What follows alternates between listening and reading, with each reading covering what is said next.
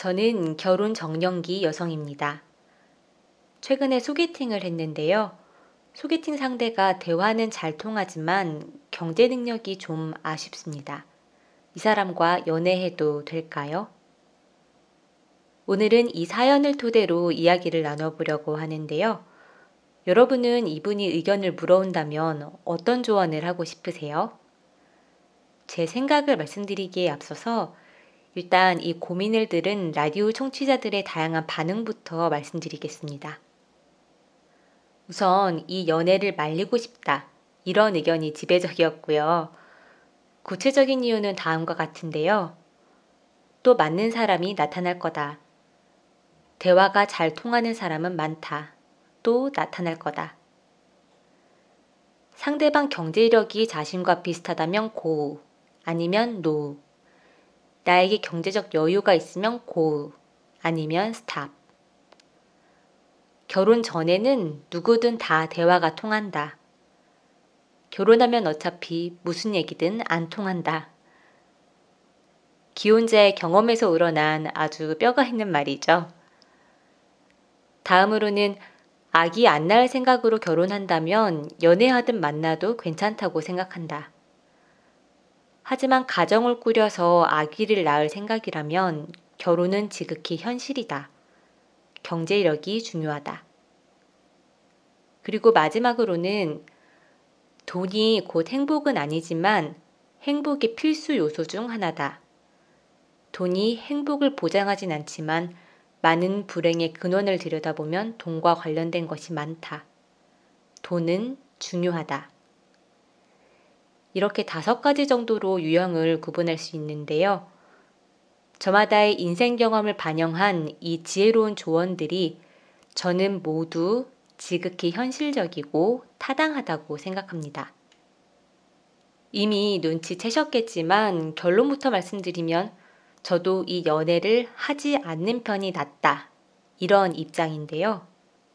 경제적 능력이 약한 반백수는 연애를 하면 안 된다. 이런 말씀은 절대 아닙니다.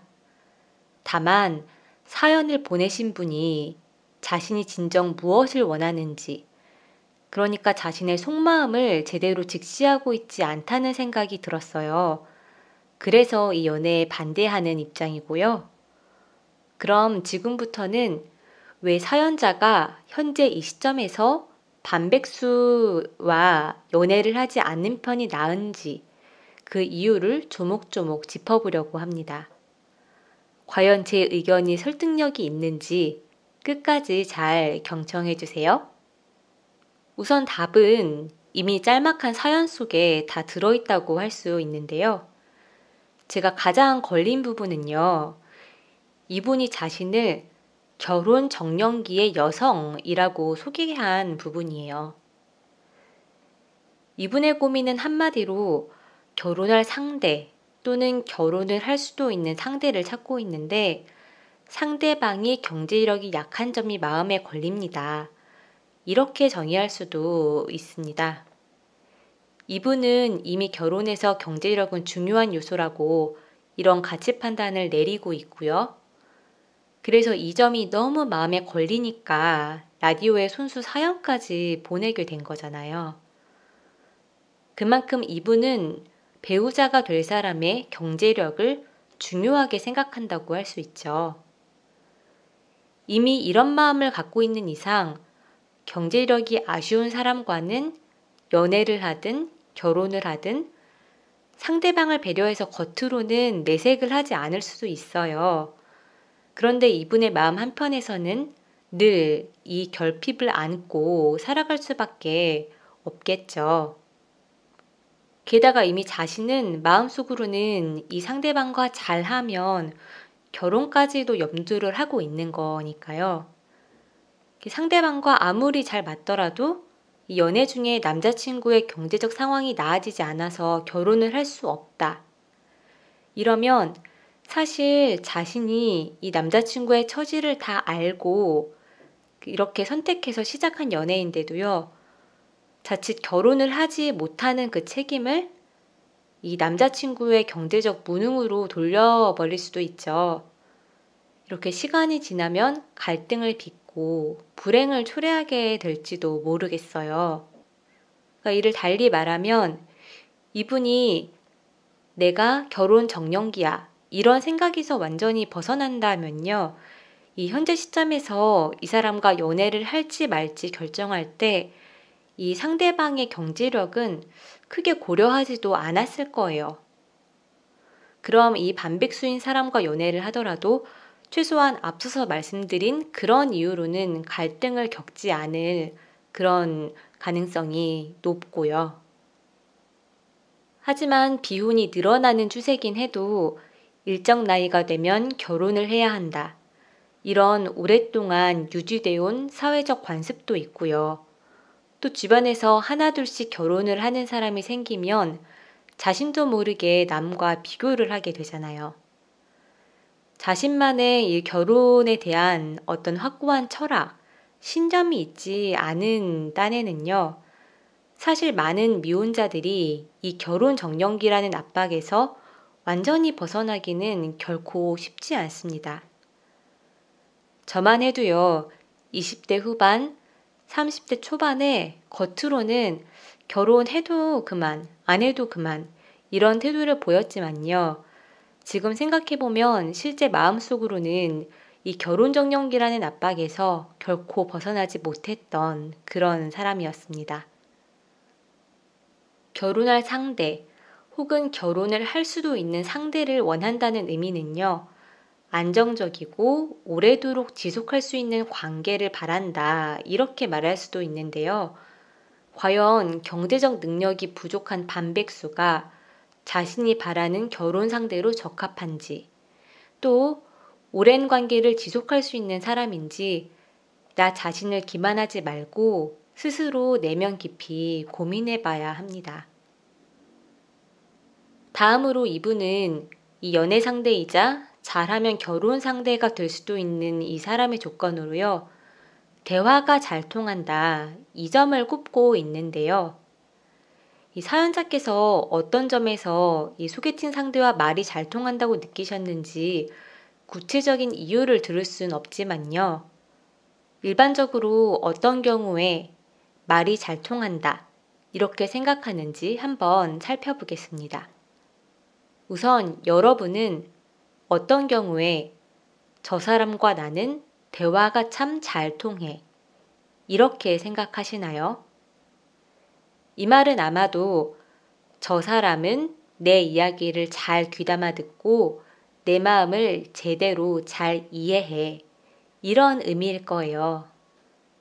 서로 말이 잘 통한다를요. 자칫 서로 의견이 같거나 비슷하다. 이렇게 착각하는 경우도 있어요.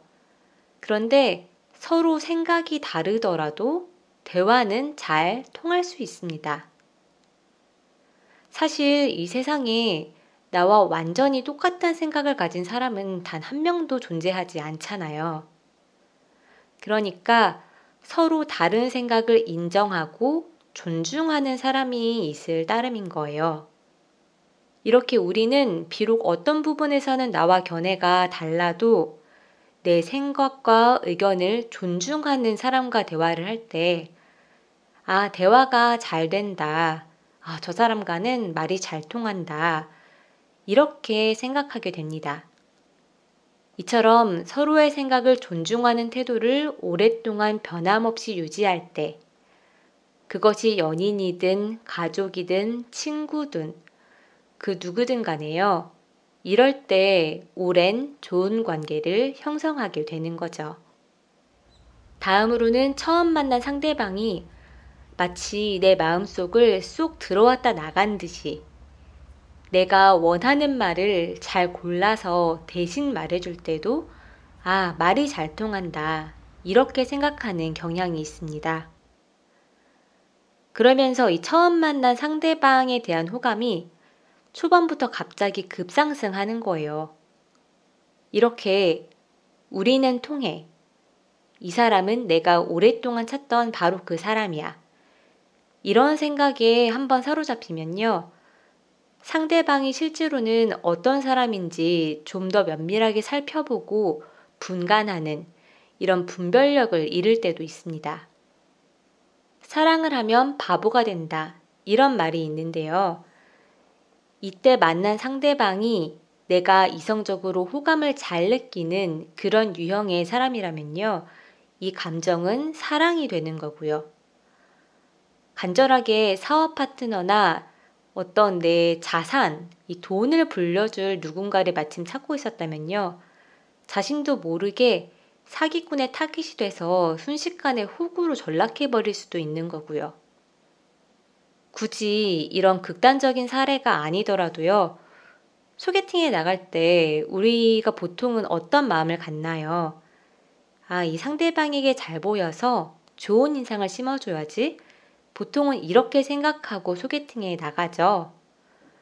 그러니까 이런 마음 상태에서는요. 상대방의 외모든 스타일이든 어떤 분위기든 말투든 어떤 이유에서든 호감을 이렇게 갖게 되면 이 대화 소재나 주제를 나도 모르는 사이에 자연스럽게 이 상대방의 관심사에 맞춰서 이야기를 나누게 되죠. 이처럼 상대방의 입장을 10분 고려해서 대화를 이끌어가는 데 신경을 온통 기울이고 있는데요. 이럴 때 대화가 잘 통하지 않으면 오히려 그게 이상한 거죠. 이런 맥락에서 앞에서 말씀드렸던 결혼 전에는 어떤 대화든 다 통한다. 그러나 결혼하면 어차피 무슨 얘기든 안 통한다. 이런 기혼자들의 이 뼈 있는 농담이 생긴 거 아닐까요? 이 실제 상대방을 내 마음속에서는 결혼할 후보로 올려놓고요. 오랜 관계를 이어가자고 한다면요.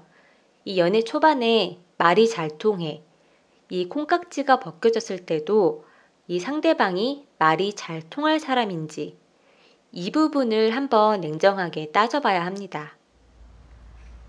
대화가 잘 통해 이 말은 이 사람이 내 마음을 잘 이해해 라는 의미라고도 할 수 있잖아요.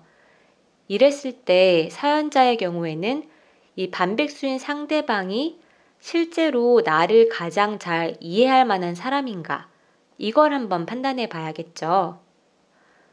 말이 좀 어려웠는데요.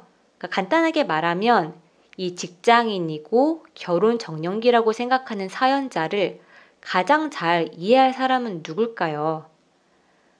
이 사연자처럼 언젠가는 결혼을 해야겠다라고 결혼을 희망하고 이런 비슷한 처지에 있는 직장인이겠죠.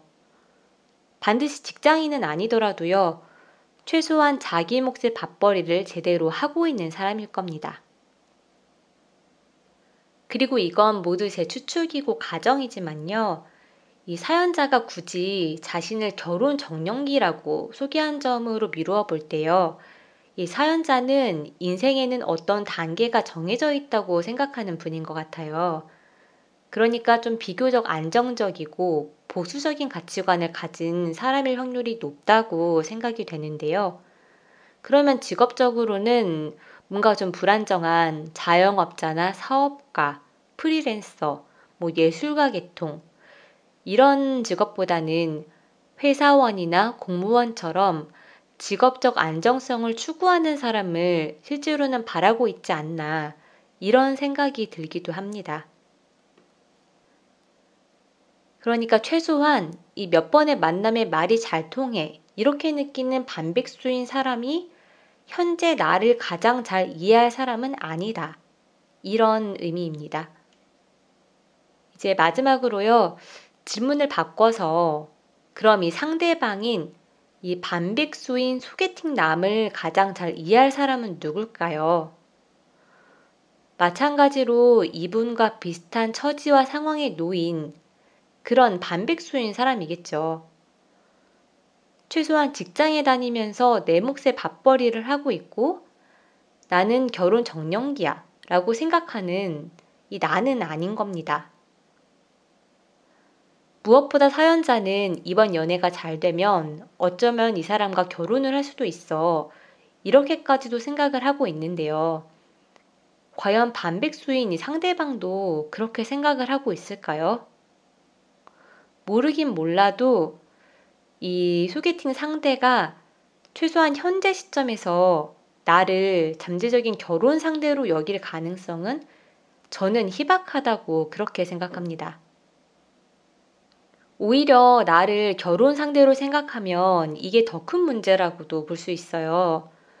왜냐면 이 상대방이 경제관념이 떨어지거나 누군가에게 의존하는데 익숙하거나 이 결혼이라는 어떤 무게감을 잘 생각하지 않거나 그런 사람일 가능성이 크기 때문이죠. 이렇게 하나씩 짚어보니까요. 결론적으로는 세상에 사람은 많으니까 되도록 사연자님과 비슷한 사람을 만나세요 라는 어디서 많이 들어보셨을 법한 말씀을 드리게 되는데요. 단순히 연애를 할지 말지 고민하는 이 단계를 넘어서요. 이 반백수인 상대방이 이번 연애에서 나에게 기대하는 점이나 바라는 점, 충족하고 싶은 결핍은 뭔지, 과연 무엇일지, 내가 그의 이런 바람을 충족시킬 수 있는 사람인지, 그리고 그럴 수 있다면 내가 기꺼이 그럴 의향은 있는지, 이 상대방이 과연 내가 그만한 노력을 기울일 만한 가치가 있는 나 자신에게 그 가치가 있는 사람인지 이런 점들을 좀 곰곰이 생각해 보셨으면 하고요. 이 내 마음 깊은 곳에서 들려오는 이 내 마음의 소리에 귀를 잘 기울여 보시면 좋을 것 같습니다. 영상이 너무 길어졌는데요. 오늘도 긴 영상 끝까지 함께 해주셔서 진심으로 감사합니다.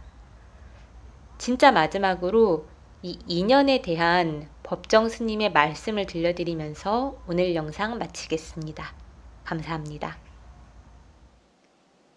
함부로 인연을 맺지 마라. 진정한 인연과 스쳐가는 인연은 구분해서 인연을 맺어야 합니다. 진정한 인연이라면 최선을 다해서 좋은 인연을 맺도록 노력하고 스쳐가는 인연이라면 무심코 지나쳐버려야 합니다. 그것을 구분하지 못하고 만나는 모든 사람들과 헤프게 인연을 맺어놓으면 쓸만한 인연을 만나지 못하는 대신에 어설픈 인연만 만나게 돼 그들에 의해 삶이 침해되는 고통을 받아야 합니다.